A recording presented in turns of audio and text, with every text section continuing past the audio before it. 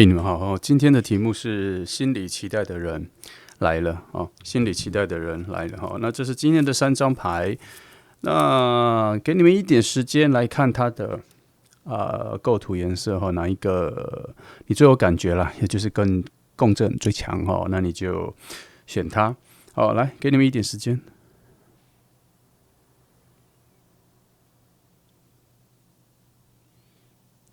好，如果你需要看久一点，记得按下暂停。好，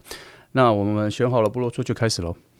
好，那我们就先从选择1号牌的朋友开始哈。今天的题目是心里所期待的那个人来了哈。好，我们一样从5张来看一下现在的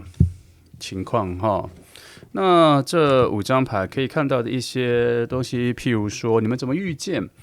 哦，他现在在哪，或是在哪遇见，还有他现在的处境状况是如何哈？那他现在的处境很重要的一点是，关系着他现在是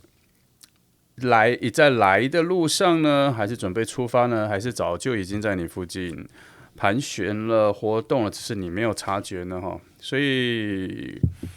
有这些牌阵里面的位置都还蛮重要的啦。但是有的时候牌子没有给很明确的讯息的时候，我们就需要找它哈。来，我们先从核心的能量部分来看哈。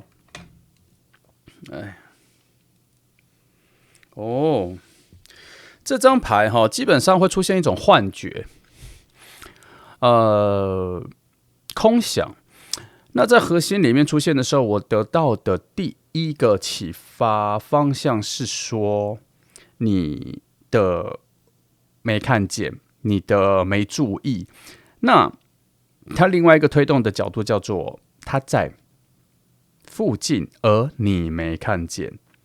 因为它有一个接受物为何会在你眼前成为幻觉，而他这张牌讲的是你对于某些物件是以幻觉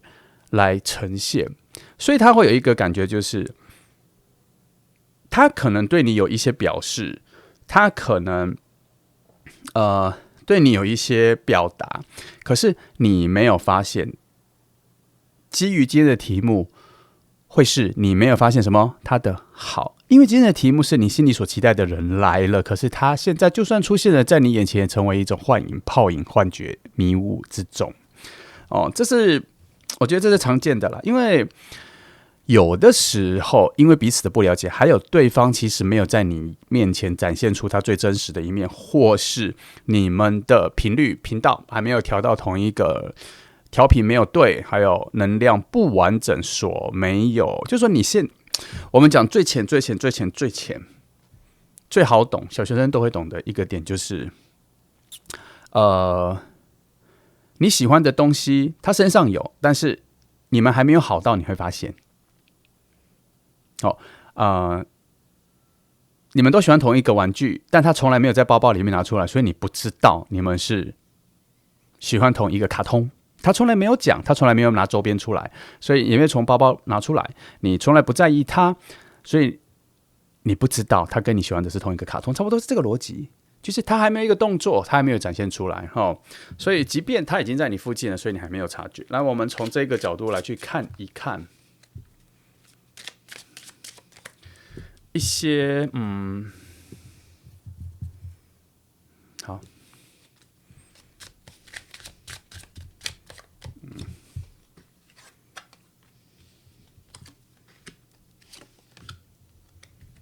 好，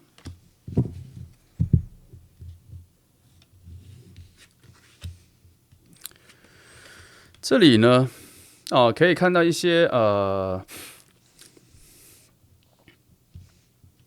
如果以现状来说啦，他应该在讲的是接下来你们会出现的一个你们的交集，然后会出现的一个谈话来理解对方跟你走在同一条路，还有一个东西就像我刚刚说的，你们会察觉到2个人喜欢的东西是一样的，而且是在稀少中的一样，再来你们会发现你们彼此的某些不同，让你们现在有产生了一种距离，就像我刚刚说的那个迷雾或什么，你们没有察觉到，因为它那个桥啊、那个路径啊，那个要让你们接近有共同话题的事件也还没出来，这样子的一个方向哈。好，那我们先从比较好的地方来讲了哈。你们真正有交集的点，应该会是互相帮忙的时候。这个互相帮忙有可能是被要求的帮忙，可能是工作上什么会互相帮忙，所以才两个人走近，然后发现彼此比较好的那个部分哦。那这里我还没有非常确定，这个是在工作场合里面还是在朋友圈，而且这题有一个很大的讯息来自于学校，同学学校，那如果你已经是在工作了也没有在上学，那它这一个转换点会在学习的地方，就是你可能去上一些课程，去上一些语言课，去上一些烹饪课，跟课程有关的，它很像是你一起上课的同学或同班的，有这种学习的讯息有出来然后你们两个的交流会在一种彼此的某种提问、某种题目的帮忙里面，让你们的关系拉近这边有这一个讯息。再来是你们的共通点是现在对于某一件事情的方向感跟向往是一样的，所以他这边也在讲，就像如果你们是一起去补习班去学什么或是上班结束之后一起去某个健身工作室一起上课，反正有上课去学习、学运动、学语文都一样。这一个方向就是你们现在的共同方向，共同想要为自己的未来增加一点什么，加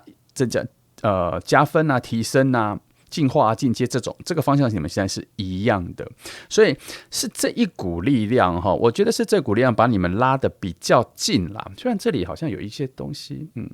可以翻然后这一个相同的，你们现在的这一个往未来的规划进行叠加增加分的这一个方向，在一样的方向里，还有同样的概念是，你们希望能够为你们未来带来比较多的财产，也就是说，让你们的能力变强，然后让你们的未来的生活财产能够变多。所以这样子种种的连续下来，我觉得如果你现在不是在学校，它就是在其他的课程里所以它有一点点不太像是在工作环境里，因为它这个讯息非常非常淡我一直都没有觉得，因为如果是在工作环境里，我会立刻的画面就是工作环境，可是这里真的是在一个学习的场所场合里所以你可以想一下那你们有一个很大的差异是个性非常不同。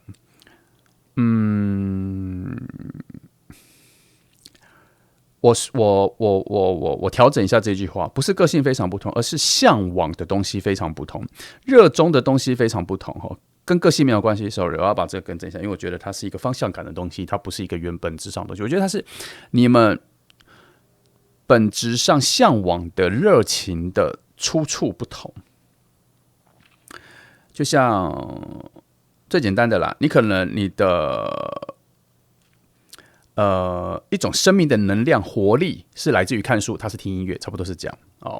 那有可能你平常看手机，你喜欢看的是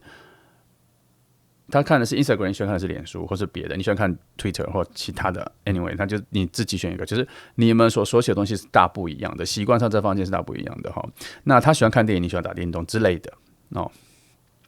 但是这个是方式不一样，你们往前迈进的路径的冲刺的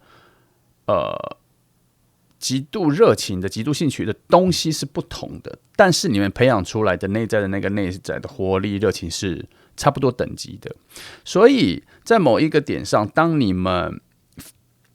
彼此发现彼此的喜好或是发现感情有开始出来的时候，它会进入一种快速的热恋状态那以今天的题目来说，你心里所期待的人来了，这组在1号牌里面，你不会在第一时间发现他是你心里所期待的人，他会在一些比较内在的东西被挖掘的时候，内在的东西被挖掘的时候，突然你会意识到说，就是这个人。他会在很多的共通点，你看到从这里看起来，他就是有一个顺序，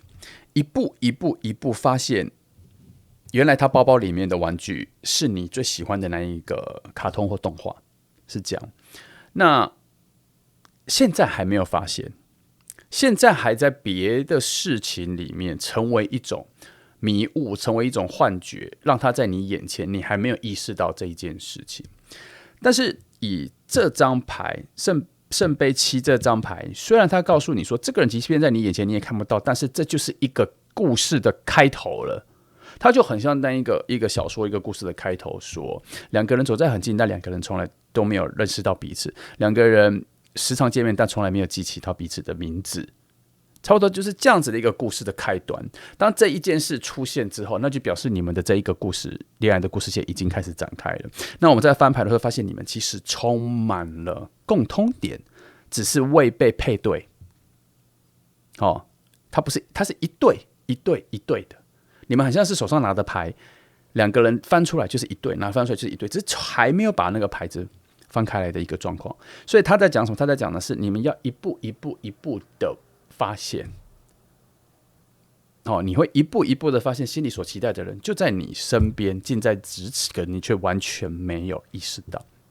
这是一个很有趣的故事发展了，但是他要的是一个有节奏感的时间线。好，来，既然我们已经知道他在附近，那就好了啦。那你就慢慢的等待了。我不觉得你现在立刻会想出来，因为我觉得他的那一些条件跟那一些关键字会是慢慢的浮现出来的，会慢慢的浮现出来。好，这几张牌我们要翻一些哈。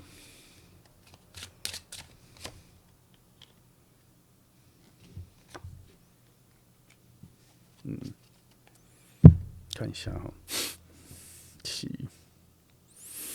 果然来，那我先说这个人他是这一段时间才会在你附近你们应该要认识了，你们应该差不多了，因为这一个阶段结束之后，他会有一个生活上跟他的故事线的一个大翻转，他有可能会突然消失，或突然离开，会突然换一个方向走，他要去学别的东西，就不会在这一个语言教室这个教室里，不会在这个附近里，你们会突然展开一个岔路那在这一件事情发生之前，你们应该就会意识到彼此的存在了，然后会。而且这个意识到还有一种察觉、分析、明朗关系的明朗所以他这边有很高的可能性，并不会因为这个课程结束了，他要换一个地方学习了，他离开什么了，然后就不会有联络。因为在这一件事情发生前，你们就会意识到彼此的存在感，然后产生一些联系、交流，各方面的都有所以不算是有破坏力的一个大转变在他那里那。这边有一个讯息说，即便你现在努力的找他，但是你也会得到错误的线索，所以你会不确定谁才是我现在说的人这是如果你有主动的动机去做的话，也不会察觉到，那就符合我刚刚前面说的是，因为讯息还不够完整，它也还没有展现出你需要知道的东西跟共通点，时间还没有到。不过有一个很深的讯息在提示你，就是你对他会有一种熟悉感，在你开始跟他交流的时候，就会有一个很好相处的模式，就是他是属于你以前的朋友的相处的性格跟模式，所以你跟他相处起来很自然，很容易就进入聊天状况，很容易进入友好状况，不用探索，不会觉得很陌生。唯一陌生的只是他的背景跟他是谁从哪里来，可是性格上、相处上、表情上、气质上、对谈上、语言模组上都是很熟悉的。而且你甚至会有一点点觉得，你们是不是在小时候或是很久以前就见过了，就认识了？会在一种这种相处的感觉上觉得非常熟悉。这个点在这里被说的非常明显哦。来我看一下这边有一个东西可以再度强调一下，它的位置比这里所谓的幻觉错觉更扎实的可以去诠释。我先翻一张来看足不足够。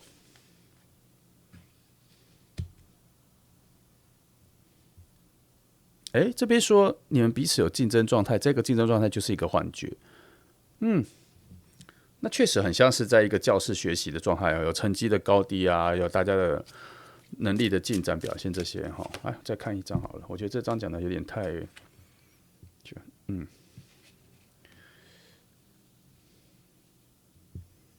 烦恼是不是？你们之间的迷雾是其他东西，所以我觉得这里确实它是一个课堂，它是一个教室。你们中间的迷雾的定义在于，它是一个你们眼前最重要的事情，而你们的关系、你们的恋爱的产生并不是重要的事情。然后这一件重要的事情会产生你们有一个竞争状态，所以我想应该就是学习的成绩状态了。那它会分散你们的注意力，它会让你们遗忘其实你们的个性上跟能量上的融洽度。所以在这个空间，在这个阶段，你们应该仅此于成为接下来还会继续联络的朋友。那它是一个很好的见面的开端。那基于今天的题目是心里所期待的人来了，所以以我这边看到的节奏啊，你们会从性格上的相处的契合度，这边契合，这边契合，这边也契合，然后会成为一个普通的朋友之外，你们后来会有逐步的一起出去，而且是非常简单的生活的东西，比如说一起去吃东西，一起去喝咖啡，一起去逛街，一起去买东西，这么单纯的东西里面，点点滴滴拼凑出你们的共通点，然后你才会慢慢的意识到，原来你们是走在同一个方向、同一个人生观、同一条路上，感情观也相同，生活的方式、喜欢的东西也越来越多、越来越相同。那它又因着那一个熟悉感加成，让你觉得这个人好像你很久以前就应该要认识的人，怎么到现在才出现？会有这感觉哦。来，这就是现在比较强的线索。我们再来看其他的哈。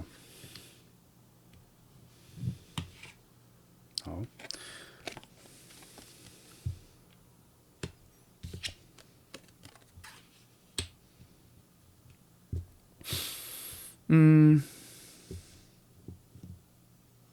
先说一个比较不好的讯息，应该是说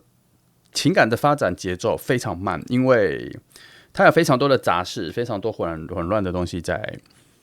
打扰。就是说你们的关系从一开始发展起来往下走，虽然是水能量，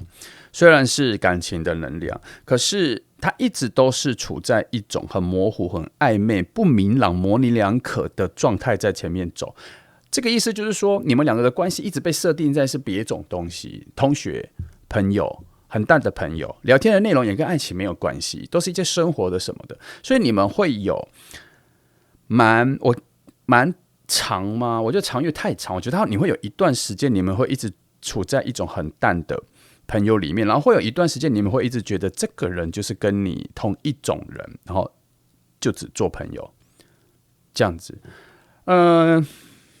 他应该会在你们的关系会进入比较有爱情的关键点，意识到是爱情的关键点是：第一，我有发现有人远离，就是说可能有人要去远方去读书，要离开你身边一些，他就不会在你的生活里面很靠近的时候，你会意识到那一种分离跟稀罕度的时候，才会把你们两个的关系的感情加重，才会有可能意识到这个跟爱情有关。这是一条，还有一条路是你们两个对于未来的规划跟方向突然有共同的规划，就是说两个人突然都觉得应该要去美国念个1季的学校，语言学校，或是去日本，或是去怎么讲，打工旅游打工这些的，你们突然有一个比较远一点的人生规划，竟然是相同的，然后这一个东西会让你们突然关系更进阶，因为它就已经触及到所谓的人生的节奏跟人生的路径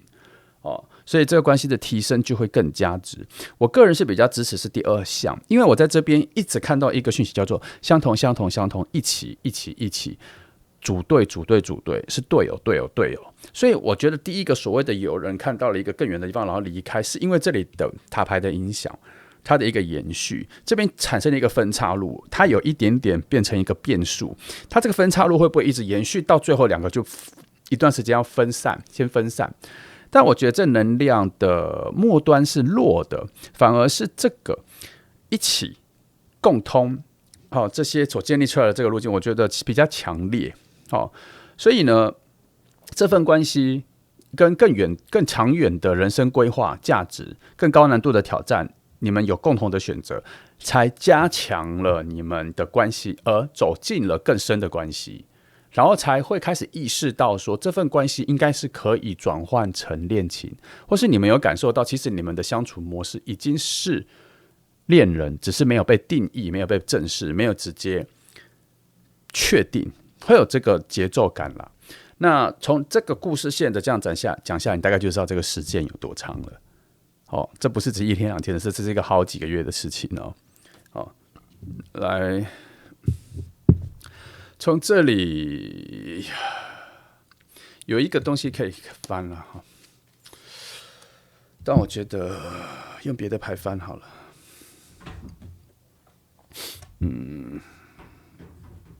这个，这里我先翻。这里有一个，是。这里有一个，那其实这里有一个，先把这三个放，不然我会忘记我要翻什么。好，先从这里果然这个位置我要翻的是你们是否会走在同一个方向里，结果翻出来的是权杖二，是你们会看到同一个方向，同一个未来的方向，所以没错。证明了这个位置是这里。好，那这里还有一个意义是唤醒你们的人生，你们共同要走的人生，你们要共同来一条路。有，当你们发现了你们有共同的方向的时候，就唤醒了你们的关系，你们的情感关系这边有确定。来，再看这里这里是一份关于动力，两个人连结，两个人关系的连结的一个动力，动能持续下去，就像那一个火车。燃煤在哪里？燃煤的定义在哪里？好，那这边就是你们会慢慢的因为自己的成长，越来越喜欢自己，然后才发现彼此也是彼此喜欢的样子，因为你们的共同点太多了，你们有一种不知不觉的在互相教学相长的关系里面成长，而互相喜欢。你们会一直觉得自己活在自己的人生规划里，然后两个人只是朋友的关系，在陪伴，在讨论什么的。我刚刚前面讲的，你们是一个很淡的关系，一直往下去，是这样没错。可是到了某些这里的能量跟这里的世界跟未来比较有长远的关系出现的时候，才发现说，原来你们的不分开，你们的一直在一起，是因为你们两个对彼此的个人化、独立性、追求自己的目标的这份感觉是互相吸引着。好像你喜欢他，就很像看着镜子里面的自己喜欢自己一样。有这个讯息当然这个东西还有一个东西可以再定义。可以再为了这个点再定义，来再看一张，没错当你们自我的提升等级越来越好的时候，就如同我刚刚说的，这边再重复了一次，这边只是加强了这个定义，就是你们会觉得彼此就像镜中的自己，越来越满意自己的成长。只是它是一个重叠的，你在他身上看到你自己，他在你身上看到他自己，两个一直在不断进步的自己。其实你们已经默默的走在同一条路上，默默的互相喜欢，只是你们不知道。那是因为那个关系的定义不往爱情，不往水能量那边走，它不是往那边走的，它更多的是土跟火的能量。有一种稳定，有一种热情，有一种对人生的渴望，对生命的活力的累积跟创造，让你们两个在一起，而且你们有一点点忽视你们彼此存在在彼此身边的那一个重要性，因为它被别的关系所覆盖，所以终于明白为什么一开始最核心是给圣杯七，他一开始就定义了这是一个幻觉，所以他真正在讲的是从一开始到后来有很长的时间，你们的关系就是一种幻觉。基本上你们要在很后面才会意识到你们彼此是非常合适的人，也就像我刚前面讲的，这个是你心里所期待的人，可是你要到后面才一步一步才发掘出来。牌面怎么翻都是往那个方向走，骗不了人。好，再来这个位置它是比较负能量的。我在看它在你们的关系里面有一些影响因子比较高的变数但是出来了权杖骑士，我只觉得真正的变数是一个很强的加法，所以它甚至已经快变成乘法了。这要怎么说？当你们的关系越来越好之后，你们对于人生的向往、想做的事情、想做的挑战、想念的书、想去的未来、想要做的工作的难度、想要赚的薪水，这些东西都被强化了你们的渴望。所以当你们两个越来越要好、越来越接近、相处的时间越来越长，甚至确定了是两个人关系的时候，你们会一起合作去做更大的事情，可能就不在别的公司上班了，就两个自己开公司，或是念书，两个会想要再念更高的研究，想要再专门研究一些更好的学历。如果已经在念博士了，拿到博士，想要再念双博士，想要去得别的国家的博士之类的这种看你啦，反正就是想要再更精进，而且这一个更精进的自己的能力，有点让自己意外，原来自己以前想不到自己能做到这里。那是因为你们两个一直在彼此之间做一个非常正向的影响，而那一个很强的火能量一直在不断的澎湃的烧。那如果我硬要挑剔这份关系的缺点是，你们的爱情元素那一份水能量一直没有很明显的出现，所以他会到后来，即便你们感觉到彼此应该是可以在一起成为恋人的，可是那一份情人的定义在你们的关系里算是不是很重的，还是会淡淡的这样。那不影响你们的关系，反而是在土能量感到一份安心，在火能量感觉到人生很有价值，很有憧憬，喜欢跟这个人在一起。他已经转换成另外一种爱了，他不一定是爱情的爱好，我觉得这组牌有点无懈可击啦在本质的一个生命力上，缺点就是我不能说它不浪漫，它也浪漫，只是如果你要用很爱、很爱、很爱、很热烈的爱、很炙热的爱的话，这一组在这个东西表现上，在很初期或中间就已经转换成另外一种能量了。它的表象不是这个东西，它已经内化到你们内在，成为你们两个关系的一个，好听一点叫做一个红线不好一点叫做一种枷锁。可是那是愉快的，所以你们开始认识之后，虽然关系的进化跟关系的感情的厚度的累积速度比较慢，但是那个厚实度是很坚韧的啦。好，那这个部分差不多讲够了那我们来看一下，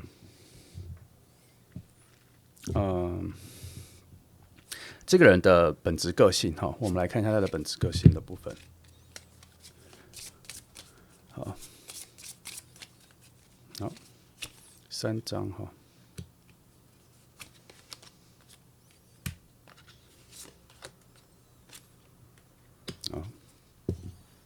这个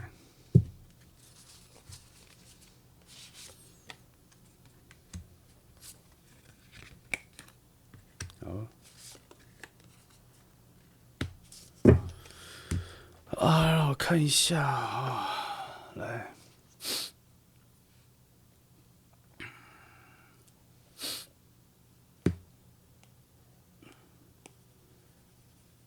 等我一下哈。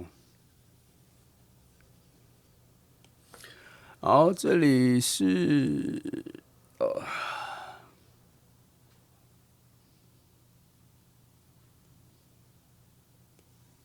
好，再来是这里哈。好，再来是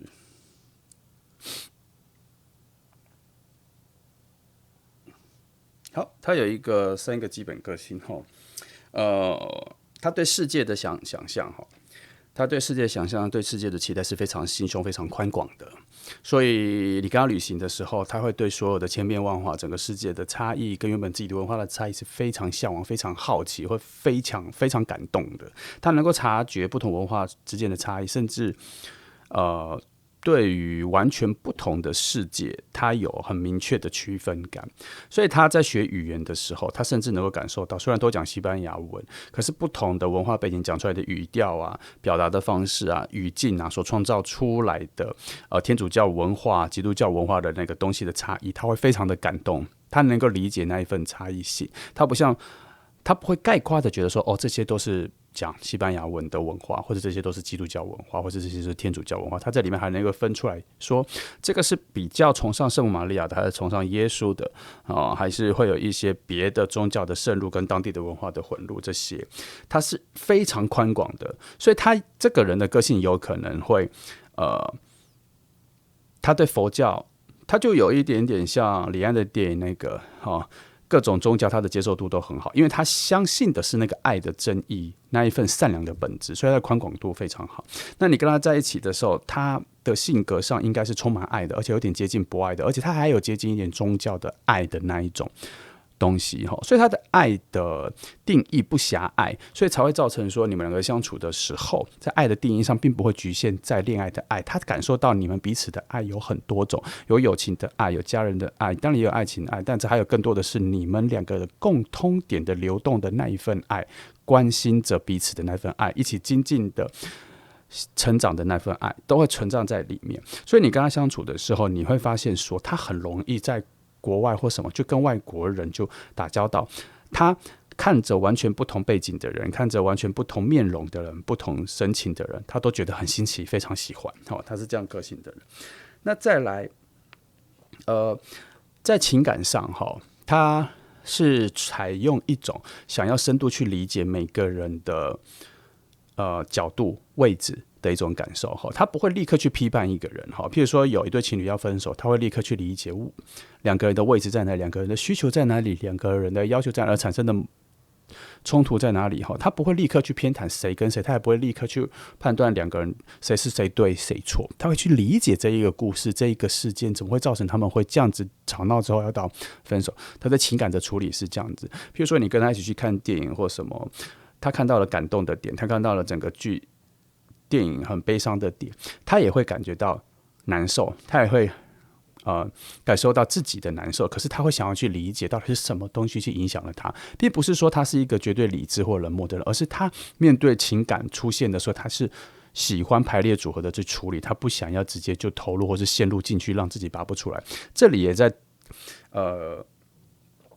暗示一件事情是，他其实是很容易就掉进去爬不出来的人，所以他知道这是一个防御机制，所以他在面对情感的时候，他希望能够从理解的方式去理解自己、理解对方的时候，再给出一个答案。所以如果你在心情上，或是你跟他真的交往相处的时候，你有一些情绪上的东西你很难解，你记得要去跟他讲，他会用一种超级客观、绝对客观的角度帮你理解出来，而不是用他的角度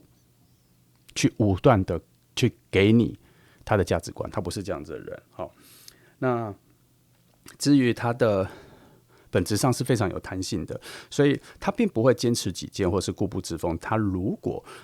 发现相处起来他需要改变，他需要调整的地方，而且合理，他也发现那一个价值，他会立刻改变。所以他是一个在不同环境里面适应力都很强的人。所以这里回到这里，他的心胸各方面是宽广的，所以他在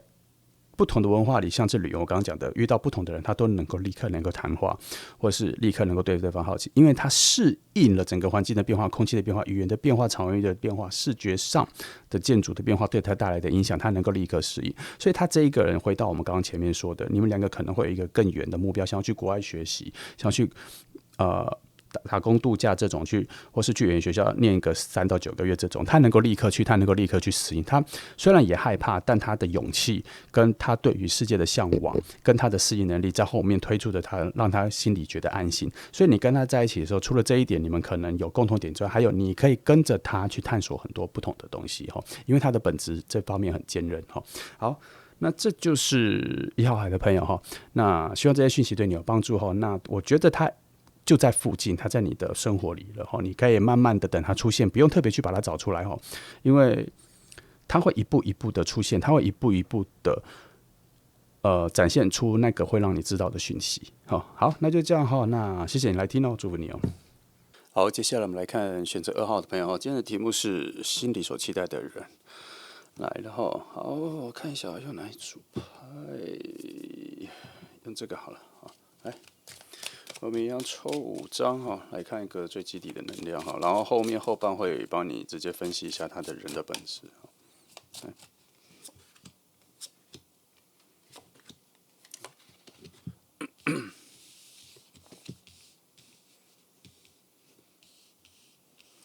好了，我们先从核心开始看战车啊，这个位置先说一个最好的一个方向啊，它终究会成为恋人的这个准确率还蛮高的啦因为为什么会特别讲这个？因为有的时候有很多，如果你常听，你就发现说有很多时候是创造一份关系啦，然后有的时候会变成是灵魂伴侣啦，它并不会成为恋人。因为这几个东西都还蛮像的一个长久的关系，很好的关系，像家人的关系，复合式的关系它就复合了你的最好的朋友，你的 soul mate， 然后这些东西看起来都很像恋人，可是却没有实质确定感情变成一个恋人这样。那所以到这个位置我觉得他终究是要成为恋人的因为他处在一个很圆满的位置，他处在一个必须相遇见的位置然后他的美好的能量又很强，又是在阳光普照的大地的定义下，然后又出战车牌，这么强的一个能量你很难去拒绝或是否认他已经有明确的方向。尤其在我们今天这个题目来说，你心里所期待的人，他毕竟要出现，而且他还会带领你往向恋人的方向去行走，而且会到达那个目标。所以这里出战车牌对我来讲是一个非常好的讯号了，是一个非常好的讯号。但没关系，它还有很多位置，我们来翻一下好。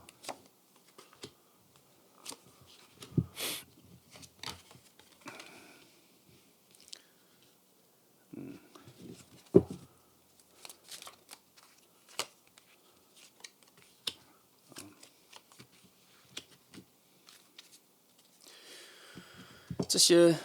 再来这些位置我们可以看到很多东西，可以看到你们一些比较远方的规划从这些角度去看看你们的契合程度，或是它也可以预测到什么样的场合让你们两个相遇，然后就有连结了。那其中可以看到非常多的就是你们对未来的一个梦想的共识然后生命的价值观世界的价值观还有人生遇到一些困境的时候，你们习惯性的坚持跟核心思想是哪些？那我们先从一些比较远的地方来说你们两个人看似我觉得在这里它有一个非常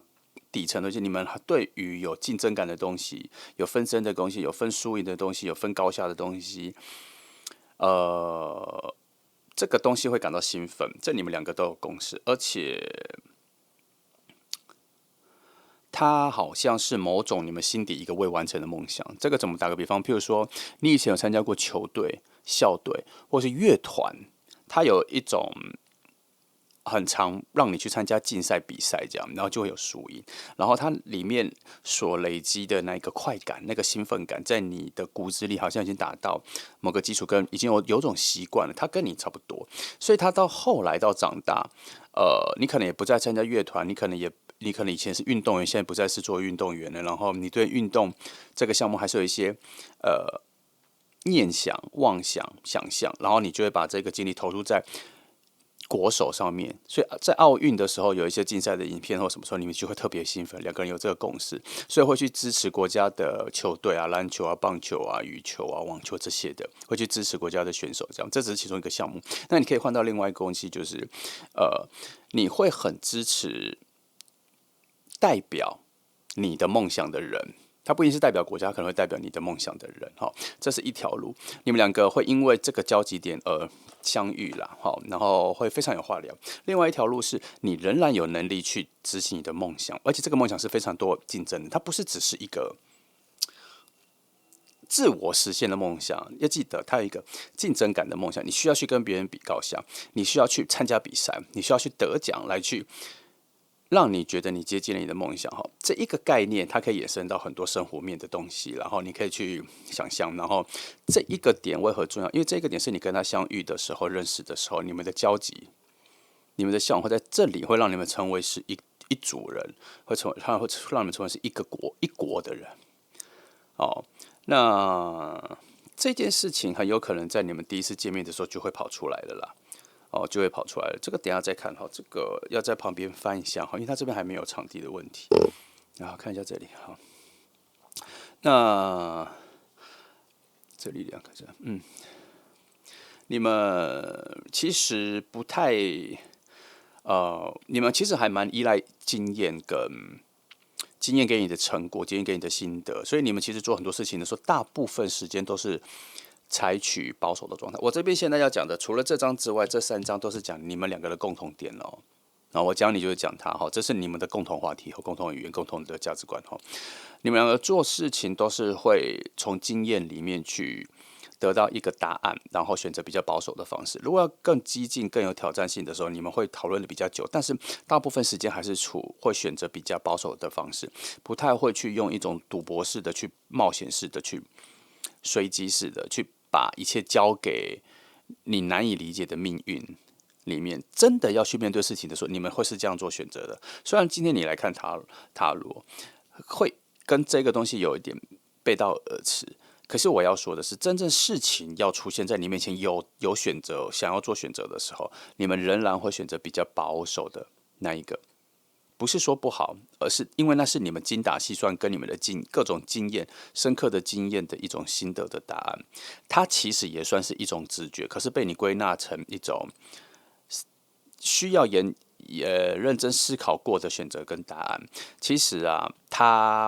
我在这边看到的那一个保守状态，也是比较像是你们的直觉里面会偏向比较保守、安全的状态去做选择的。那这个声音还蛮大的，它已经影响到，它已经渗入到你的思考的逻辑里面了，只是你分不出来那是直觉还是思考。这里确实是这样。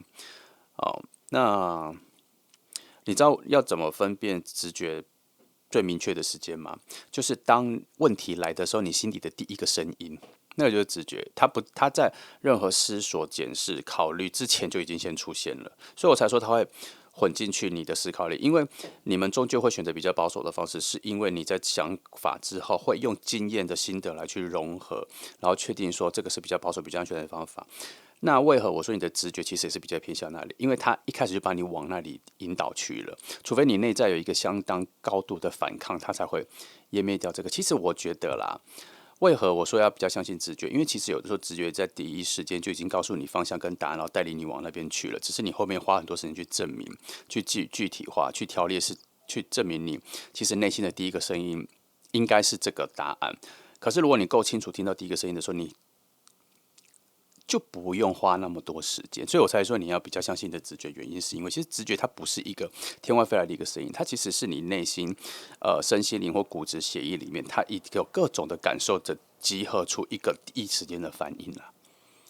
好，那当然啦，我们还是会习惯性去证明或是去条列式出来这个想法，他就变成说这个想法是对的。这几个选择里面，我比较想要的是这个选择了哈。但如果你的直觉各方面你够清晰，其实你很快，其实你早就知道了。那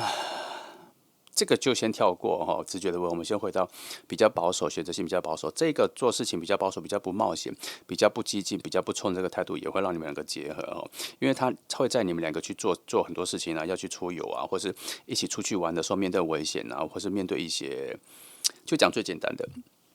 就像你们两个今天晚上一起去夜店玩，或者是去泡吧跟朋友去喝酒，可是你们两个都不是会到一个时间就觉得说继续玩下去，你们到一个时间你们就会觉得说好了，上限到了。酒已经喝到这里了，已经感觉有点醉了，再喝下去就会失控了。你会到这个临界点，两个人就会互相挟持住说，好，差不多可以回家了。你要说这是理智吗？我觉得这是一种保守的经验的结果。那这一件事情会让我们两个很有共识，你们两个就在做很多事情的时候，都会处在一种将要失控或是不在控制之前就已经喊卡喊停，然后回到稳定状态。这个状态让你们两个非常相处起来非常舒适哦，相处起来非常舒适。来，再来就是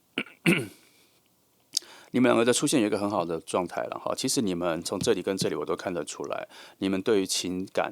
比较强烈的情绪、强烈的情感的面对能力比较差哈。然后在这方面，其实你们两个其实很难互相帮忙哦。你们这个部分两个人没有一强一弱，两个人都还蛮弱的，对情感的表达哈。所以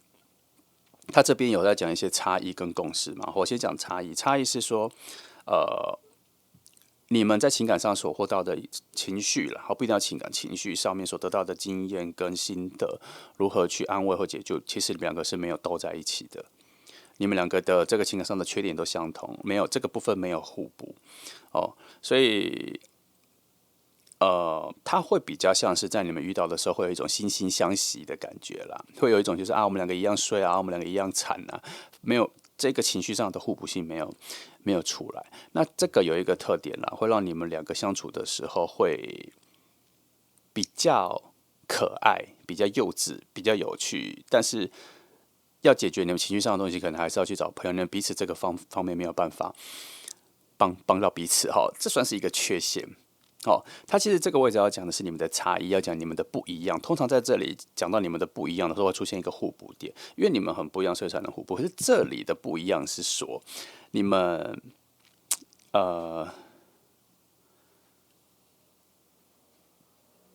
都会很容易在情感表达的时候卡关，好，然后这个不一样比较像是说不理解彼此的这个情绪上的卡关的点在哪里。如果你们是一样的，你们就会理解。重点是不理解，同样都在情绪上会卡关，可是又无法帮到彼此，因为题目项目弱的地方又不同了，所以就对我来讲就是更扣分。那这个只是一个情绪上的缺点了，但是也不是说无法挽救了哈。他终究会在慢慢的理解、慢慢的习惯彼此的这个缺陷之后，你们最多能做到的是陪伴，还是情绪上的东西还是没有办法从言语或是比较智慧的角度，就单单在你们两个一起的时候直接帮到对方了，这点就比较弱。好，那再来是比较交集的地方，就是其实这两个是一样的东西。比较交集的地方就是你们在情绪上也是难以选择应对的方法啦。哦，这也是你们的共同点。所以这里其实他用了不同的角度来讲这一件事情。好，那如果你们未来两个人真的会在一起，真的要在一起的时候，就可能要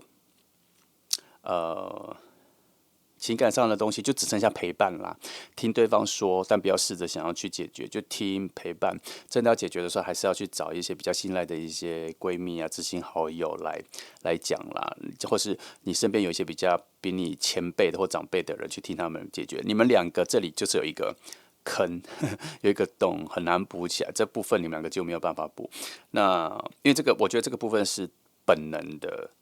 哦，可能是以前你们遇到一些事情啊，然后受到情感上的伤害很重哈，我觉得一辈子或是再长的时间都没办法修补这一则伤口，因为它已经定型了。两个人可能都有这个状况，那所以如果你要跟任何人在一起的话，你很渴望对方能够在这一个部分能够填补你、修补你、互补你的话，我觉得这个要求对你们两个来说都太高了哦，因为他好像很难被安慰，他只能被冰镇、冰冻、冷冻，等他自己情绪下来，只有这个方法哈，所以我才说陪伴听就可以了。好，这是你们两个的模式啦。好，那找到一些契合点了哈，即便是情绪这个东西，我觉得你们两个人蛮合适在一起的状态，就是一个其实会常常维持在一个比较稳定的状态了。而且这两个所谓的情绪的东西，虽然这样讲啦，但是它还有一个优势是，他的情绪上不去，情绪没有办法到太高涨，太难过不会大哭的那种情绪，生气不会到大生气的那种情绪，因为你们自己没有办法控制，你们也知道没有那个能耐，没有办法能耐控制面对，所以当真的要到大难过、大生气的时候，你们自己就会刹车了。跟前面这里所说的那一个选择保守的状态是差不多。就像我刚刚讲说，你们晚上去夜店玩到喝到差不多的时候，你们就会知道说这个就不能再超过了哦。你们总是有一个警戒线啦，不论是情绪还是生活，或是安全生存都有哈。所以你们两个相处的时候，其实是会在一个维持在一个非常高度的安全状态在一起，而且是很舒适的哦。那很安稳的，这是你们两个相处的蛮契合的一个终极目标跟一个核心思想，你慢慢相处起来，你们就会发现说你们有这个共同点了。对，好，看一下这里哈，这里其实可以再翻其他的了，我把它翻出来。好，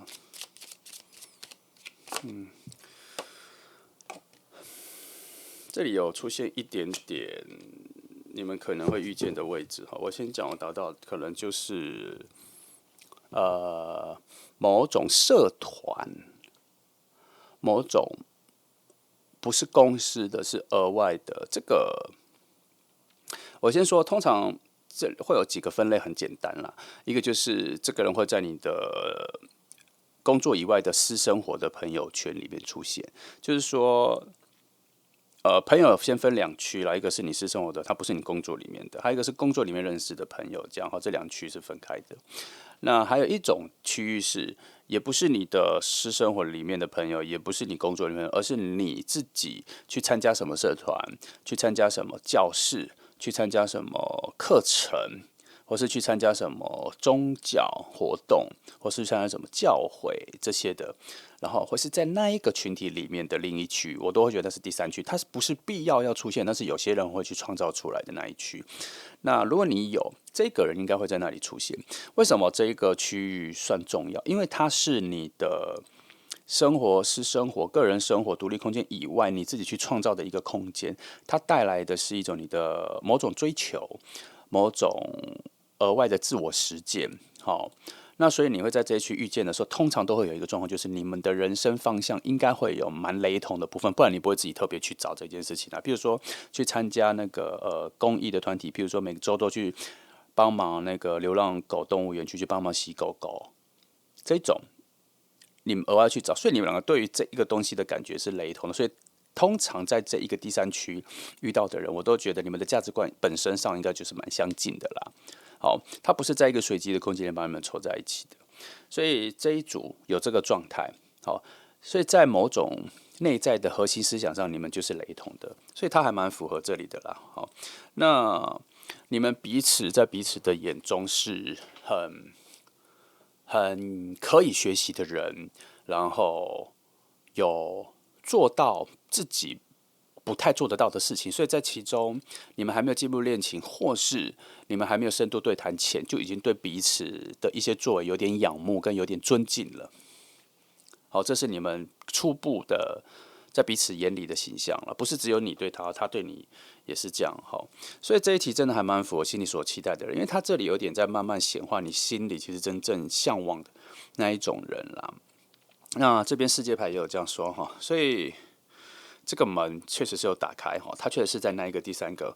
地方认识。如果你没有，记得想办法去参加，去创造一下。他通常有的时候，我都会觉得他的暗示不是只有一种啦。如果你没有这个地方，我觉得就算去上一个课程也可以哦。如果你没有这个地方，他这边被暗示了，这个人会在那边出现，而且他也在，他除了暗示你有可能机会遇到这个人，还有另外一个暗示是你现在需要做这一个额外的加分、额外的升级、额外的课程，你需要也有可能是叫你需要远离现在已经被制约、被定制的生活，除了工作就是自己的生活，除了工作就是自己的生活。需要被突破，需要去另外一个空间里面找到一个变数，它其实会有这样子的暗示。所以你们在生活里面看到很多的东西的时候，不要把它认为说讯息只有一种，你要再去基于神秘主义跟这种宇宙空间的思维，这种概念，你都要去多面向的去思考，去思考说为什么这一个提议出现了，就像你今天看这张牌，这里告诉你的这个提议出现了，你本来没有。除了告诉你可以去见这个之外，它还有可能会别的原因呢。就像我刚刚讲的，你现在缺少这个，所以在这一个逻辑上，可能提议你，甚至它也有可能一个很核心的价值是，去见到这个人可能也不是最重要的事，也许见到这个人只是更好的事情的开端而已哟。好。所以再反过来，也有刚刚讲的，他可能希望你远离你现在这一个固定的生活的状态，要去创造出一个弹性，创造出一个变数哈。所以暗示有很多种，所以有的时候看牌跟看讯息，你要多面向的去想了哈。譬如有个小故事，就是我有一个朋友，他从国外回来，然后他想去见一个他很久没见的朋友，好。然后他回到日本了，然后他第一个想要见的人是这个，终于约到了，终于见到了，因为他们好几年没见了哈。就他们以前在日本工作的时候，这个人帮他很多，所以他好想回来的时候第一个就要去见他。结果真的要到见面的时候，就对方家里有一些事情更重要的事情，这样子，所以没办法赴约这样。所以他当下就跟我说，他觉得很失落，可是他这个失落的心情他没有办法平复，所以我就反问他一件事情，好，除了失落之外，没有见到面，影响了什么了吗？好，然后他就去思考。其实主要我是要告诉他说，因为他把题目立刻就先定在失落的感觉上面了，所以我让他去思考说，失落的里面应该有好几个别的东西，让他去连接到失落的这个感觉，可是他忘了去看了。我让他自己去看清楚什么让他失落了，除了没见到以外还有什么。所以我后来看，我就跟他说，那是因为你心里有某种情感上的寄托，一定要在回到日本的时候要寄托到他身上，你才觉得这件事情完成。所以到这个分析下的时候，我就问他说，那不寄托给他会影响什么吗？或是有没有别的人也能接住你的寄托？好，然后我也给他一个暗示是，也许没有见到，是因为要让你去见另外一个人，因为这时间空掉了，所以他就开始去思索说，他一开始的时候就把整个路径定在他回来第一要见到这个人，所以在他心里他就觉得一定要见到才这件事情才完成。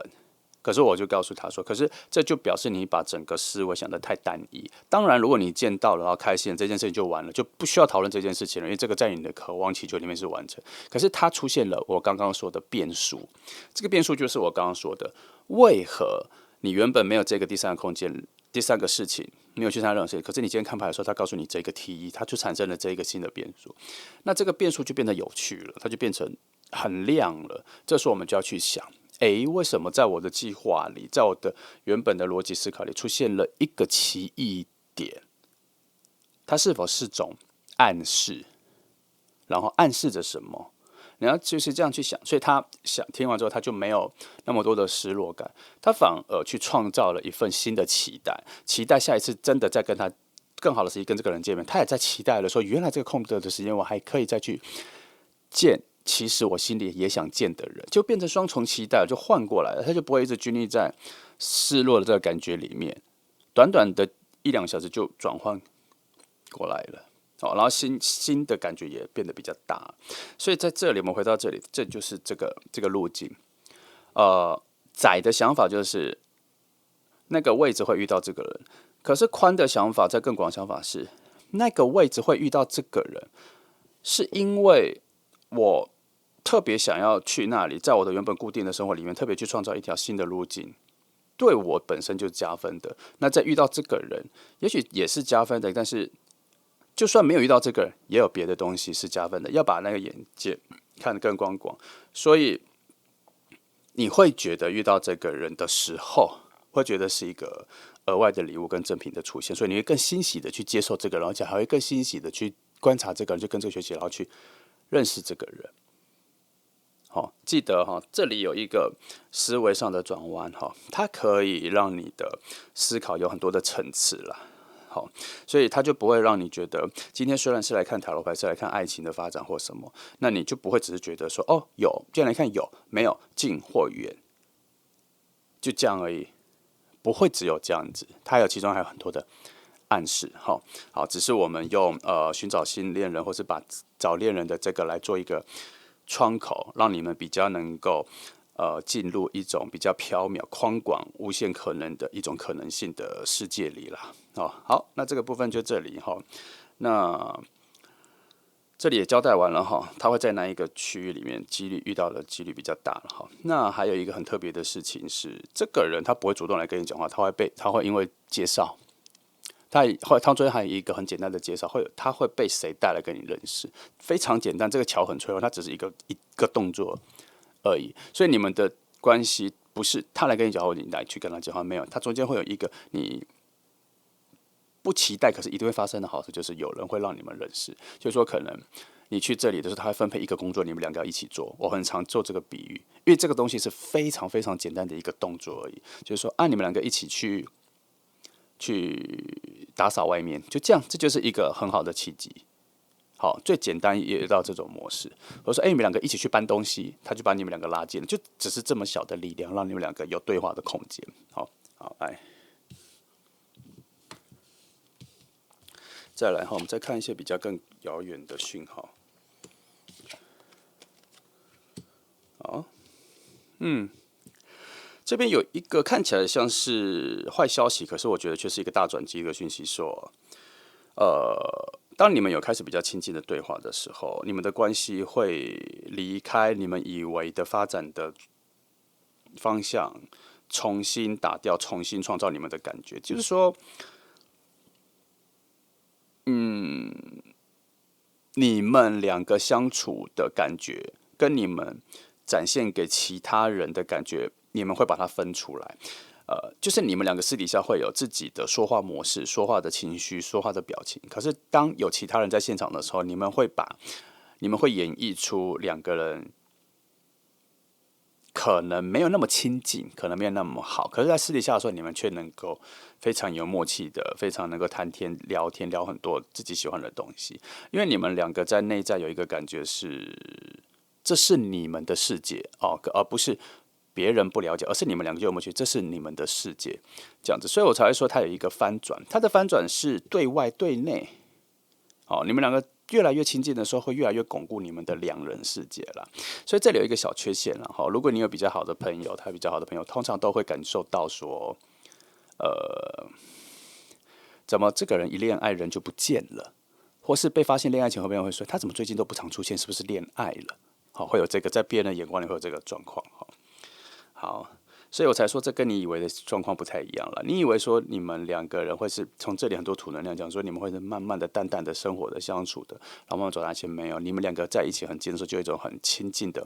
默契了，而且会有点忘我。好，不过我虽然讲的这么满，可是他在的位置是一个，我通常说它就是一个很淡的讯息，它是有可能会发生的，而且这里说的是应该要这样子发生的。可是为什么这里讯息很淡？这件事情要不要强调？因为你有没有注意到我的用词？他说这是应该要发生的，那就表示不一定会发生，而是没发生的时候被认为说为什么没发生？你要听懂他这个里面的智慧哈。或是我在讲的一个比较淡一点的、轻一点，就是有可能要发生。可是有可能要发生，它就只是介于在可能跟不可能是一个平行的。可是我说应该要发生的，它是属于一种先后顺序的，就是没发生的时候才会感觉到说应该要发生啊。这是一个先后跟左右不同的感受的哈。我是比较偏向它会变成是没有发生的时候，然后变成是应该要发生的，因为他这里看到就是说看起来能量上的结合，你们会往那个方向走，所以他觉得很高的机会，你们会有很在乎自己的两人世界。如果你们相处都一直没有这样子的话，那只是说时间问题，后面还是会有。哦，他这个话的这里的位置的感受是这样，好，你可以体会一下。来，就到这里哈。好啦，我觉得你们这里说破一个小事情了哈。他认为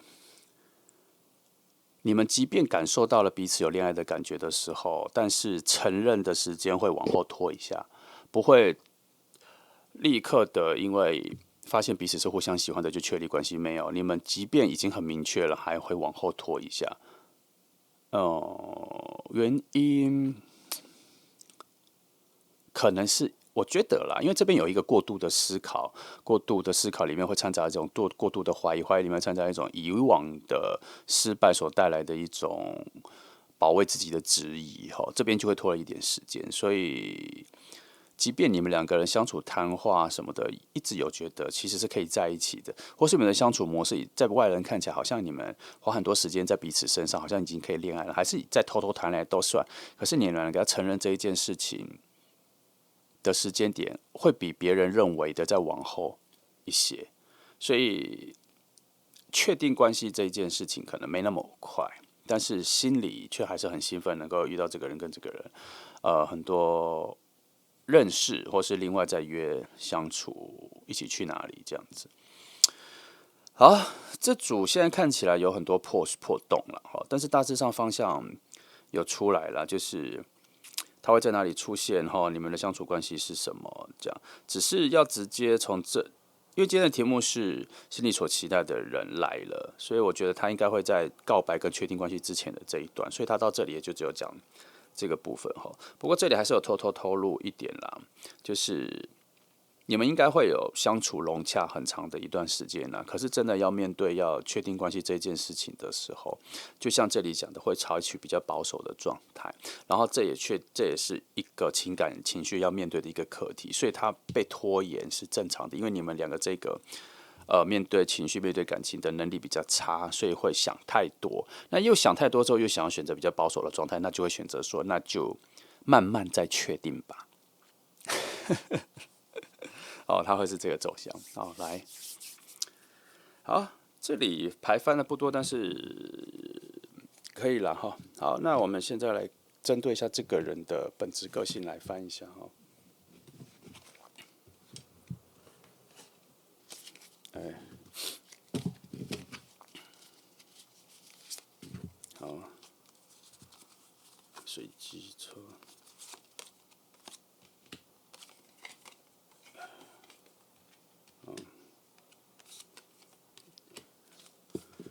再来，哦，今天的牌都比较白哈。这张。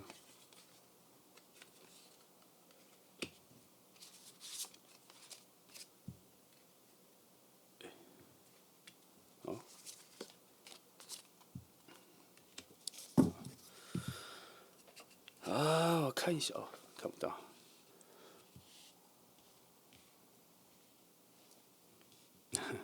乱了啊，那就这样了。看一下哈。第六，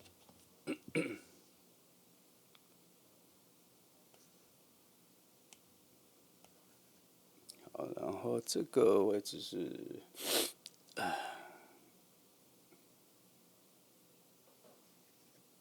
再来，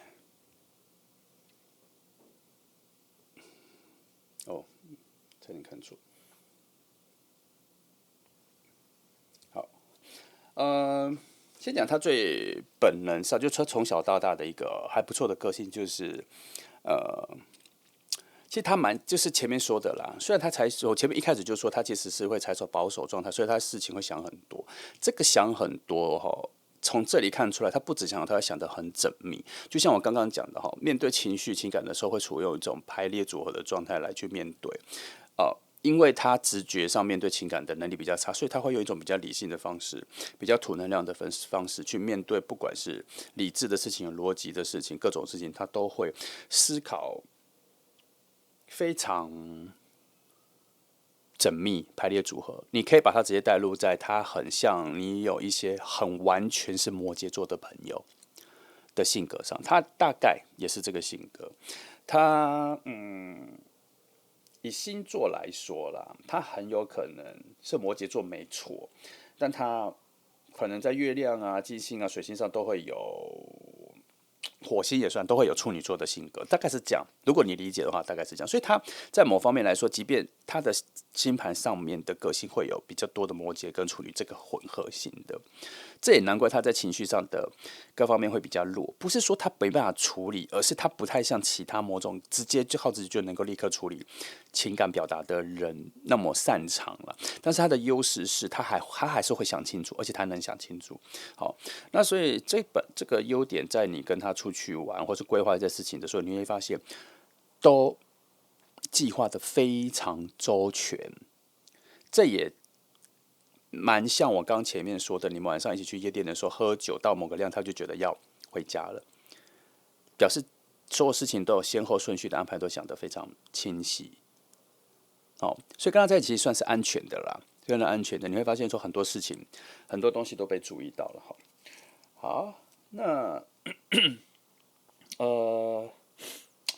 其实这3张牌都还蛮符合前面我们说的，除了思考很缜密然后对事情规划未来人生都很有组织性的去安排。那他也很会跟别人相处，尤其工作上他知道他能够看到谁的能力能做什么，能够安排很多人，他可以让自己比较事半功倍跟大家合作，跟大家合作的能力也很强，但是不一定说跟大家合作能力很强就表示他的朋友很多，没有，这是不同的东西我觉得在他心里可以一起合作、一起出去玩，或是一起去规划什么事情的人很多，可是能够打动他心里，让他认同到这个是真正能够到他内心的角色，反而不容易，因为这里在他心里，他有很多情绪上的确定啦所以要成为他心目中很重要的人的话，可能就是要花时间，要花时间去相处，慢慢往那边走才有因为他其实一个很强的核心价值是，他很要求安全感跟这份安全感的稳定，所以只要任何事情会破坏的，他都不喜欢。所以情绪就是一种浮动的情绪、难以捉摸的情绪，对他来讲就是会破坏安全感跟稳定的安全感。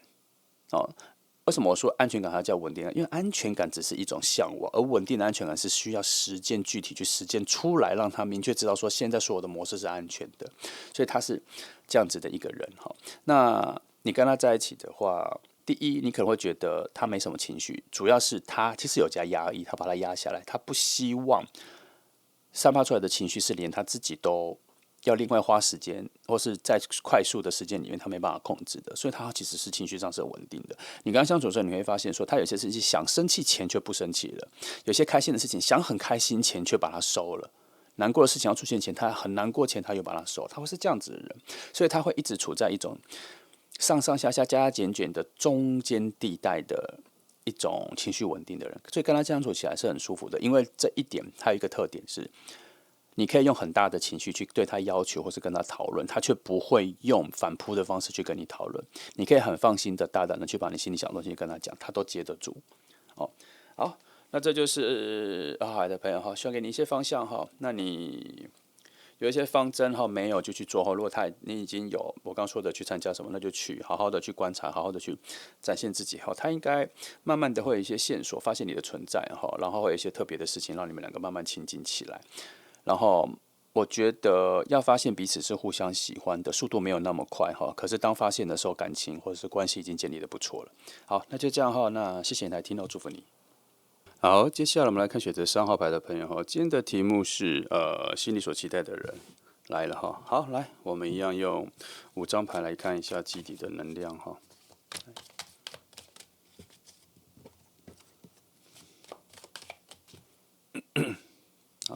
张。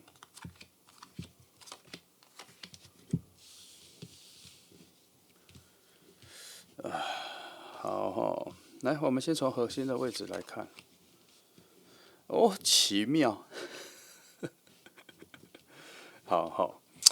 因为2号牌核心也是出这个，然后3号也是出这个，但是通常会这样子在同一个时间段里面出现一样的位置、一样的牌的时候，我都觉得他所给的启示跟预示的方向不一样，所以我必须要翻别的牌来确定一下它的方向的不一样的点在哪里。好，因为我用的牌子是不一样的，它就算是同一个属性、同一个号码，其实它在图像的讯号是不一样的啦。那我先说这张牌出现的第一个讯号，我觉得这个人会在发现了你的小秘密的时候出现，所以他应该是已经在你身边的人，好，然后他会发现你一些小秘密的原因，是因为他理解你，他了解你，他跟你差不多是同样的人，你的模式、你的动作、你的行为、你的思考方向，他也有，他内在也有类似的，所以当你有某些预示性的主动出现前，他就也知道了。那所以我会在这里可以看到说，你们会在一些只有你们2个人才会知道的小秘密的创造点的时候认识，这是我得到的第一个。所以呢，你们2个一开始知道彼此的重要性跟存在有感觉的时候，已经达成蛮深的共识了，哦，契合度也蛮高的。那一样，我们还是翻一下哈。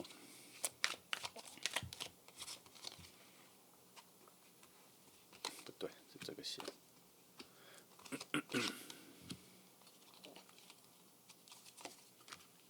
好，这里换一个位置看哈。首先，我可以看到，我们看的是你们2个对生命的坚持。哦，这2张就是看你们的交集点、契合点。这里也会看到交集点，但是它有一点点不一样的是，它会从差异，你们2个人的差异里面找到你们的交集点，所以这里通常会看到互补性。没关系，我们先来看这里哈。先来看你们人生的某一些很难被改变的一种坚持哈，就是你们喜欢新的、开创性的、意外的、惊喜的，所以你们会挑战一些有风险的，或是能够突破一成不变这个概念的东西，你们会去尝试，你们会去试看看。你们会因为某些饭局或什么有没认识的朋友会想要去，跟有些人不一样。有些人是只要有陌生的朋友他就不太想去，你们反而会反过来，就是不是想要认识人，而是好奇其中会有什么新的变化，什么可能性。你们对于显而易见的可能性这一件事情，对我们来讲很有吸引力。好，2个人都是，所以呢，从这边又可以看出一点，你们一定是有某种非常特别的点是彼此身上没有的，就是说，应该看起来你们2个是很类似的人，可是又做出了一个彼此可能在能力上啊，或是妄想上，或是在想象中想做却做不到的事情，可是彼此身上却呈现了。它有可能是你的工作，有可能是你得过的奖，或是你的一些他突破不了的个性，好，或是讲，或是在聊天的时候讲出了某种打动他的金句，对他影响很大。那这样子的点是创造出你们2个的关系的一个很重要的起点了。好，来看一下这里吧，是。那你们对未来的方向啊，对于人生的看法是能够冲刺，能够突飞猛进，能够不要浪费时间，节奏要快哈，效率效果都要跟上，算是节奏快的1-2个人。所以2个真的在一起的时候，我觉得你们在别人眼里看起来算蛮烦躁的，可是又有可能会在别人眼里觉得说，哎，你们怎么今天在这里旅行，明天又在这里旅行，然后下次又在那里旅行这样，然后也有可能就是你们会在其他人面前感觉到你们对于世界的探索性的欲望很强，主要是你们2个都有很强力的风能量，而这个风能量是稳定的，有点像你站在一个高楼大厦旁边的广场的时候，那一种风，你知道它是风吹到大楼，然后往下来的冲击风，然后你们稳定的强而有力，你们两个人对人生的规划跟未来的憧憬都是这样子，尤其两个人的能量混在一起的时候更强。所以未来，即便我说你们在一起不一定是恋人，然后可能是变好朋友或者什么，你们会一直对彼此丢出很多的向往，比如说我想去这里，我想去这里，我想去那个国家，我也没看过那个国家什么的。然后执行力、行动力强吗？我觉得想要行动的欲望比较强，真正的行动力强吗？我翻一张，哎呀，跑出2张了，那就2张。如果考虑跟前面计划或研究确定了，行动力就会有了。好，它比较不像火能量是一想到就冲去的那一个行动力，这个比较像是准备好了就走了的行动力。好，然后尤其是两个人在一起的时候，又能够互相帮忙。哈，你们两个有互补性，你们两个算是一种有很强的协力状态，心灵上也会成为彼此心灵缺陷或心灵伤害、心灵受伤到低谷的时候，另外一个人能够把你扶起来的人，后在心灵上是能够互相慰藉的。还能互补可以做朋友，可以做谈心的朋友，所以要进入恋人也是可以。你们的关系是复合式的，任何跟爱有关系的，任何跟爱有相关的关系都有可能会发展，因为你们活在同一个生活价值里，同一种态度里，你们两个是这样子的人，那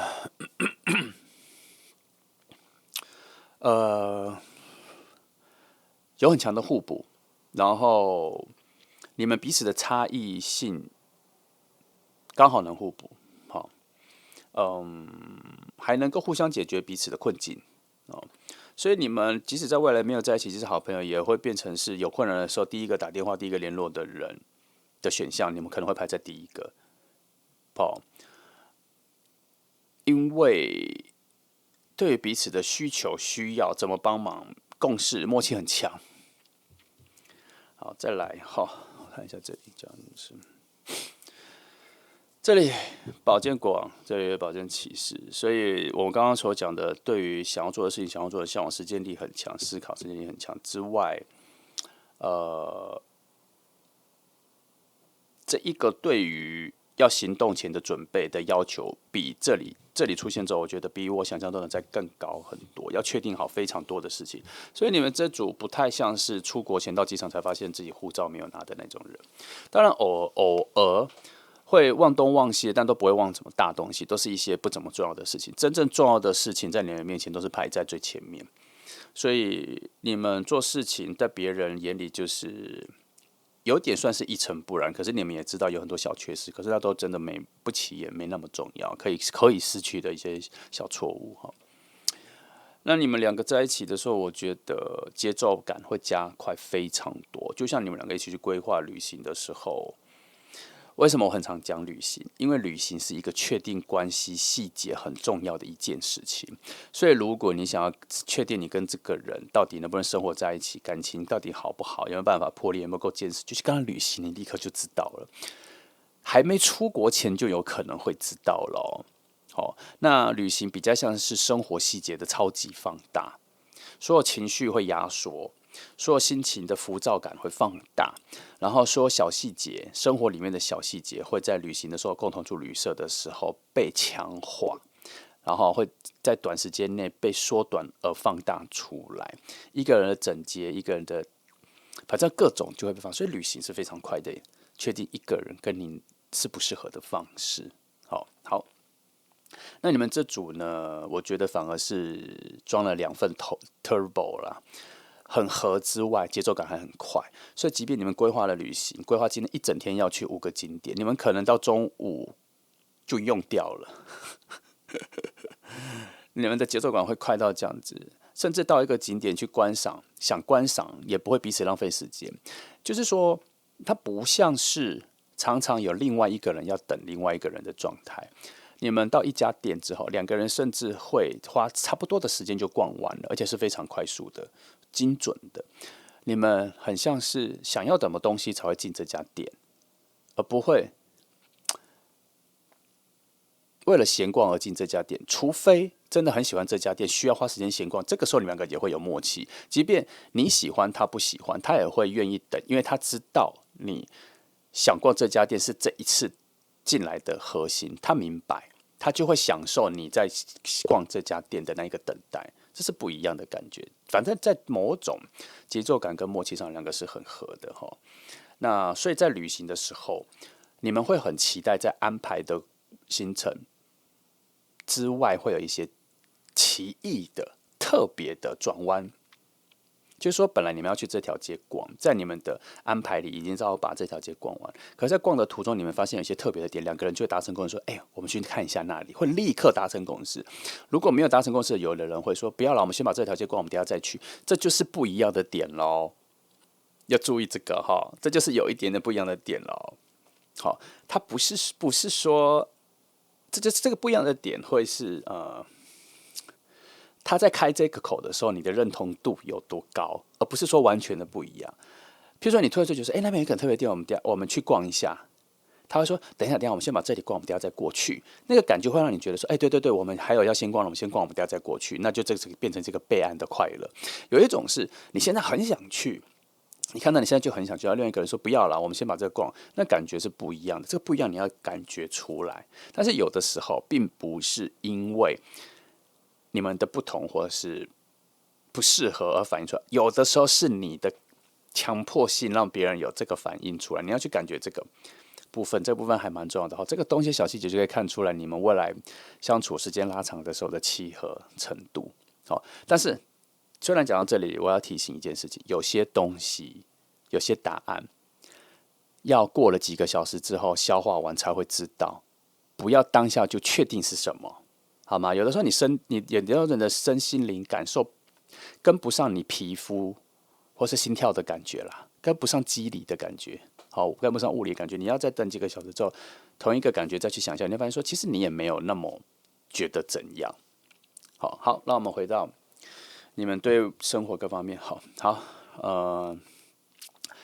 细节我们就不讲了，讲大的就是，其实你们如果很多事情能大而化之的话，其实你们两个是非常合适的，尤其在节奏感上面，频率啊，节奏感，看世界的角度都很类似。好，所以有一拍即合的感觉啦，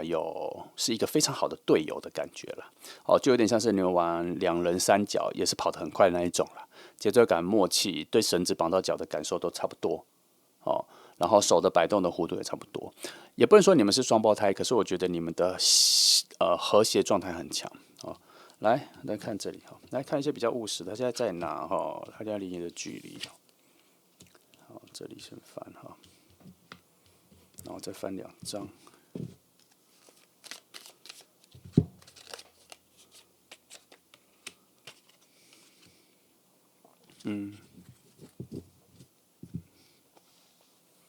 哦哦，他在来的路上，他还没出现，他还没出现，他还没出现。八，他才刚要，等一下哈，我帮你确定完。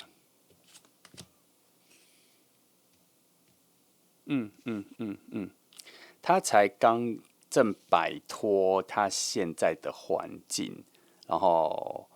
安排好之后，才会慢慢出现在你的生活里。他还没出现哦，虽然前面讲了这么多，但是还没出现。但他出现在你眼前的时候，你们这份关系是已经准备好的。所谓的准备好，不是说所谓的准备好是说，你们两个的能量都已经准备好了的时候会遇到。现在也算是一个准备期了。以距离来说，我觉得它其实是还没出现的。这里当做一座桥梁的牌出现隐士牌，它比较像是还在登山啦，还在登山中哦，还在攀爬中啦，还没到那个位置。好，那圣杯八，我们讲的是距离，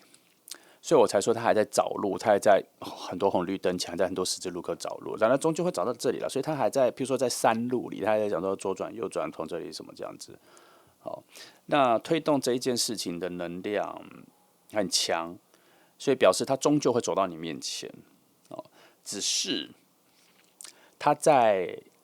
山的那个路口想了蛮久的，停顿了蛮久的。那我是觉得他还没有迈开第一步，表示他现在应该还有一个状况，还没有再往你这边靠近呢、但是那一条走到你面前的路是有了，只是他还没有开始走，就这样好。那等等，我用3张牌来讲一下，来看一下大概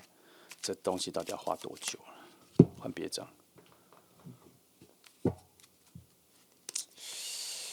换一个。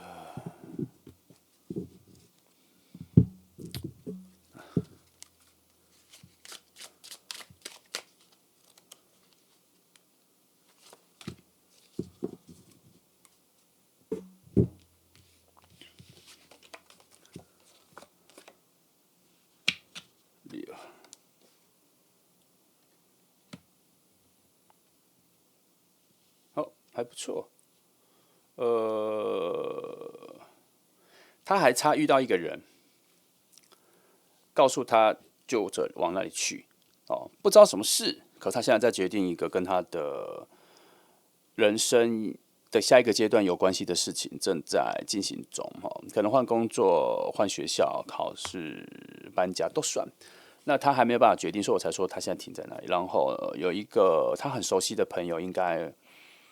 会回来出现，然后告诉他，给他蛮好的方向，然后他就往那里走去了。开始走的时候，节奏就会加快了，哦，风就会起来了，然后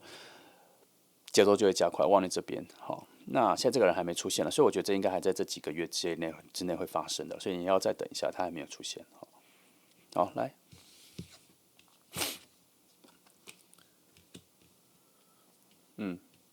还没哈，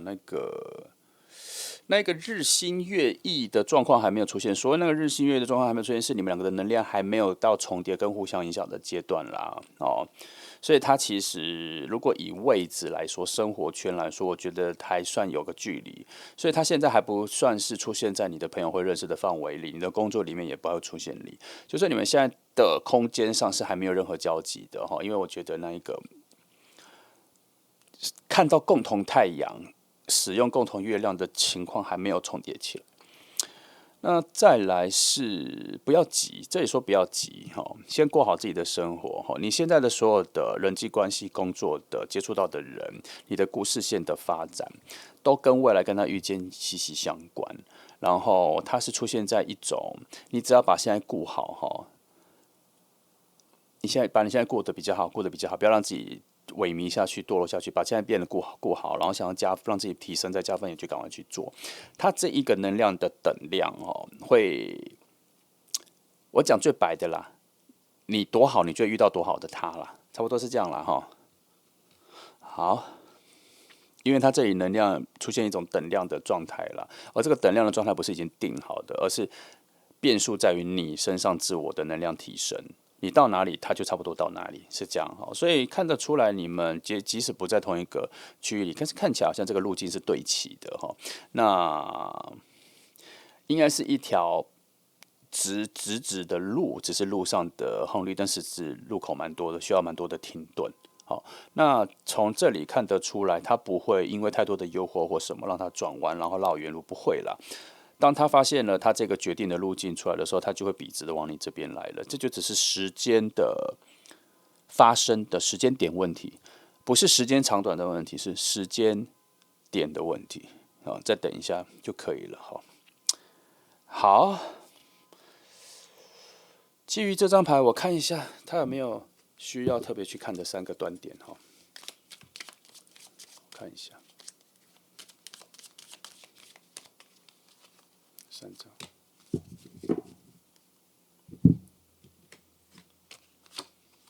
这样哦，这个又出现了哈。我先讲这里的基本牌，我觉得，你们关系的翻转，故事线的交错的一个大翻转时间还没有到哈，还在呃还在逐步的照亮中，就像拿一个手电筒，然后在森林里面照，那个手电筒还没有照到那一个时间的发生点了哈。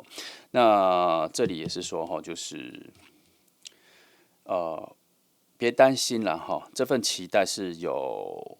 好的收获的。再等一下，时间档哈，这里可是我要看的不是这3张，我要看的是这3张背后所带来的时间的位置的。我看一下这里哈。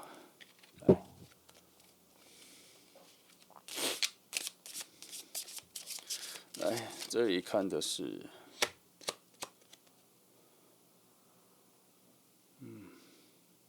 好，在你们相遇之前，不要，相遇之前有什么大的心态上的觉醒的点？这里好像需要被强调哈。然后先直接看这边好像在提示你面对很多决定的时候，哈，不要太靠情绪去反应，哈。但是他也没有叫你去冷静、理智分析去反应，他这边比较多的是要倾听直觉的位置，好，所以这一题其实很难哈，因为直觉跟情绪的反应有点相近，这样，那一样老方法，当被提示说要相信直觉的时候，记得试看看去冥想哈，冥想没有那么难，冥想很像是你闭目养神，只是时间长短的感觉。哦，然后呢，它这个直觉的答案会在你闭目养神的一开始的时候就会跑出来了，它不需要等待，它会是你心里的第一个声音。如果你对你自己心里做提问的时候，答案会在第一时间会跑出来，那个就是比较直觉接近的答案，它不是你整理分析判断之后出来的答案，然后它的第一个声音。然后你再尝试过几次之后，你发现这个声音一直重复出现在最前面的话，那大概那个就是直觉了。那这边再告诉你说，如果你有一些生活或是感受上很难决定卡关的时候，你就试着用这个方法去重复。试看看是不是都是同一个答案，那就会跑出那个直觉的答案。但是直觉的答案通常没那么欢愉快乐，好接受哦，因为他有时候直觉的答案会比较反映出你内心的一些阴影跟黑暗面，会有一点挣扎哦。但直觉只是一种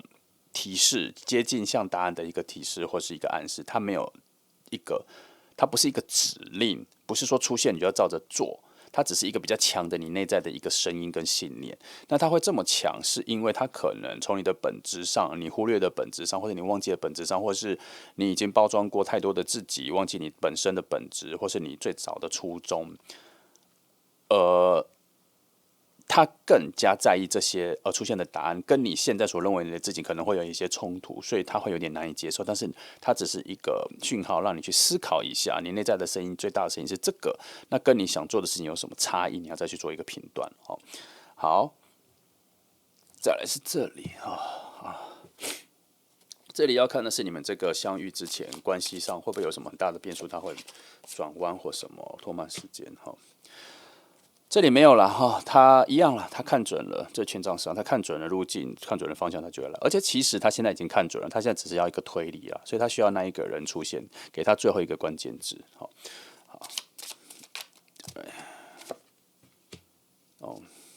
好，这里也还好啦。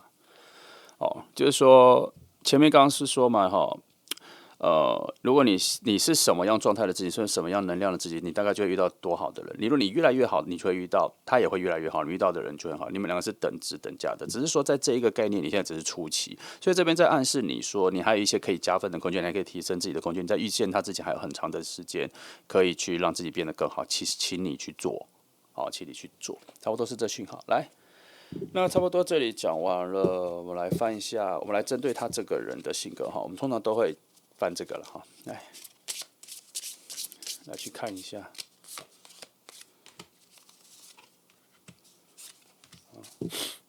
去做一些3个线索的，来看一下他的个性。哦，那你们好奇一下，更加贴近，然后具体的去知道。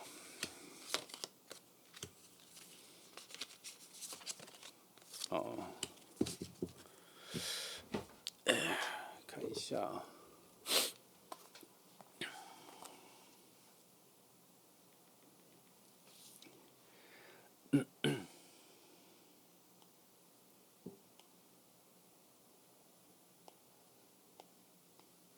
好，来，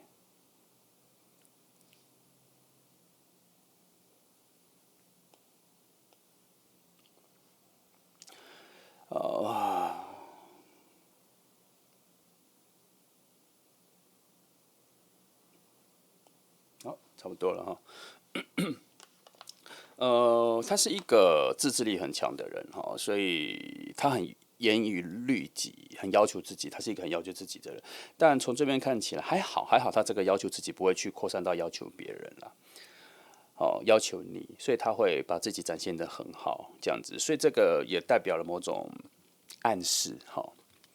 就是你可能现在也可以开始去提升一下自己，让自己变得更规律一点，更有自制力一点，那你们的某种互相的吸引力啊，或者契合度也能够在这边做提升，虽然他不会因为对自己的要求很高，对自己的自制力啊什么各方面要求的太高，以至于他会看不起你，或是希望你跟上，或是要求你，他其实不会。但是他的影响力在他出现的时候会大大的影响你哦。那既然未来会这样子影响，那不如你现在就可以开始练习。那还有一件事情是，他的生活、他的情绪，只要处在一种稳定，让他感觉到安全的话，他的人的快乐就会越来越多。所以他所有的快乐跟他生命力都建筑在生活情绪的一种平稳上。所以他就是一个不会让自己缺钱，不会让自己没有钱，他不会有一餐没一餐的，他会规划的非常好，他会为了这一种稳定跟安全感付出非常大的努力。所以你跟他在一起的时候，你会发现说他会把很多事情都专注在个人的提升或是生命的享受里。那不代表说他会挥霍自己的人生，没有，其实他都已经安排好。规划好了哈，那他在某方面来说，他会很在意你有没有吃亏，有没有被占便宜，在这份关系里面，他会不会拿的太多，他要求太多，他不会，他会希望你至少在基本的平等位置再更好一点。所以你跟他相处的时候，你会发现说，他会让你该得到的就得到，他不会让你被别人欺负，不会吃亏，然后他会教你很多如何跟人际关系的平衡啊、相处啊，他不是要教你圆滑，他是希望教你一种平等公平的态度。所以如果有人欺负你，他觉得是不公，他就会教你说要去反抗，要去争取自己要的东西。他不喜欢，也不希望你在一种委屈跟吃亏的状态里面去生存，去委屈自己去生存。但是这一切都还是，其实他有两种稳定，一种是生活生命上的一种稳定，然后他觉得有安全感；另外一种是他觉得他内心里面有一种平静，他内心里可能有一个湖水，他不希望有任何不对等的、不公平、不平等的东西来去影响这一个湖泊或是这一杯水的倾斜度。他希望它是一个平稳的，不要有任何谁高谁低的状态里，所以他是一个会对于不舒服、不公平的东西会做出反抗的人。为何会这样？因为这是他对于整个世界、他的生命的一种核心理念。所以他在某方面他是有点矛盾的，就是说有时候他希望他的情绪跟生活是希望平稳的，可是他遇到这种他需要去对抗的事情、反抗的事情、该生气的事情的时候，他其实前面会有一些挣扎。但是以这两种能量对抗的时候，其实他还是会先选择稳定，这个情绪会比较高，可是他内心会有一种很强烈的不舒服，因为他对跟他的理念、跟他的人生生命价值观会有冲突，所以到了年纪越来越大的时候，你会发现他越来越会争取自己想要的东西了。所以你跟他在一起的时候，他发现你有任何需要帮你争取的，或是为你争取的东西，他也会为你出头，他会教你很多事情。所以你跟他在一起，你会有一种被保护的状态。除了关心之外，还有一种具体的保护的状态。然后你会学习到蛮多的。好，来就这样哈。那这3号牌的朋友，那大概就这样哈，得到指引就这样。那他还没有出现，有点小可惜，但是我觉得差不多。他那一个从这里看起来，因为有命运之轮了哈，他那个该遇见的那一个人也讲保守一点，已经坐飞机已经坐到一半了啦。好，已经是后半了，差不多要出现。好，所以你再等待一下。好，那就这样子哈。那我有少讲在哪里遇见吗？好像有哈。我刚一开始是不是说你们会在一个发现秘密，可是好像没有空间。好，少讲，我补讲一下。那我要用一些斩钉截铁的牌。这个好了啊，两张牌来看一下，大概会是在什么场景、什么样的关系里面见面哈。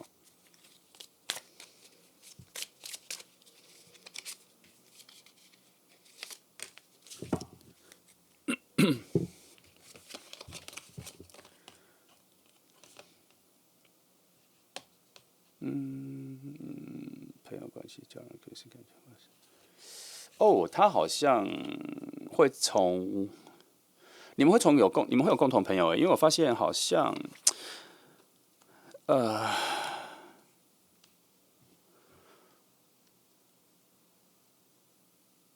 你们会有可能从别人的恋情的不同的朋友圈里面而认识到彼此。哦，可能就是你的朋友跟他交往的对象，他们是两个朋友圈，然后这两个朋友圈的人可能会一起约出来，然后会用这个方式会遇见哈。然后这边有透露一点哦，当他出现在你面前的时候，应该会有蛮强的直觉，让你们两个会有一个很强的直觉，会很想互动，因为你们两个的能量在很靠近的时候，有产生一种很和谐的状态，会让你觉得现场有10个人，你特别会想跟他讲话，他也是，因为有一种很舒服的感觉，会让你们觉得说，在这一个很多噪音、很多讯息的现场，好像待在这个人身边最舒适，所以我要找他聊天，有这一个讯息会跑出来哈，所以应该不会在第一次见面的时候会错过了哈。好，那差不多就这样哈，那好吧，就这么长哈，那谢谢你们来听哦，祝福你。